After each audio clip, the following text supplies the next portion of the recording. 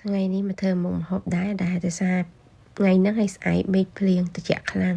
អញ្ចឹងមានតែធ្វើស៊ុបខួរជ្រូកចាឥឡូវនេះខ្ញុំបើកunboxing ហ្មង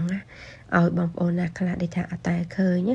ចាឥឡូវខ្ញុំបើកមេហើយកាលមុនខ្ញុំបើកទៅនៅកសោងខួរតែលើកនេះកសោងខួរគេធ្វើឡើងស្អាតក៏មានសរសៃឈាមមិនទេចាខ្ញុំគាត់ទៅយកមកលាងទឹកឥឡូវខួរហ្នឹងអត់មានធំក្រិនឆ្អាបអីតិចទេតែដោយសារខ្ញុំចង់យកមកសម្អាតឲ្យស្អាត 4-5 ទឹកចឹង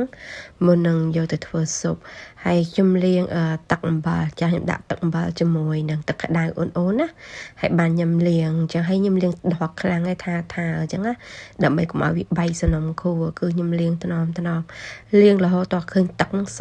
ពេលខ្ញុំលាង2ទឹក3ទឹកនៅក្រហមតិចដល់ពេលលាងទឹកទី5សខ្ញុំលាងទឹកអំបិល2ដងដើម្បីសម្អាតអាជាតិឈាមនៅក្នុងខួរវាចាលាងរហូតដល់ទឹកនឹងឃើញសហើយបានខ្ញុំយកទៅស្រោះពេលធ្វើការស្រោះខួរជ្រូកហ្នឹងខ្ញុំដាក់អំបិលប្រហែលមកសភាបាយ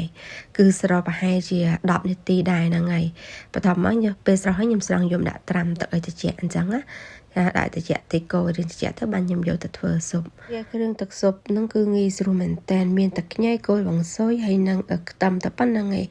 ដើម្បីបងយកជាតិក្លិនប្រហើរស៊ុបខួរជ្រូកមុនខ្ញុំលាយពងទាមួយគ្រាប់តែលើកនេះខ្ញុំអត់លាយទេខ្ញុំធ្វើតែលក្ខណៈស៊ុបហឹលធម្មតាហើយខួរវិញខ្ញុំដាក់ស្ងោរប្រហែលជា20នាទីដាក់ទឹកត្រីទឹកប្រេងខ្យងបន្តិចហើយនឹងដាក់ម្សៅស៊ុបស្ករសប៊ីចេងតែប៉ុណ្ណឹងហើយខ្ញុំស្រង់យកពពុះឆ្អាបចាញ់តែប៉ិតបើនិយាយទៅគឺខួរជ្រូកអត់មានទុំឆ្អាបពីទាំងអស់ចាគឺស្អាតមែនតើគឺល្អហើយរសជាតិវិញនិយាយពីឆ្ងាញ់ហើយឈ្ងុយដូចពងទាកូនចឹងឥឡូវនេះខ្ញុំដាក់ម្រេចរៀងហឹលខ្ញុំដាក់ម្រេចចុះក្នុងទឹកស៊ុបក្នុងឆ្នាំងចឹង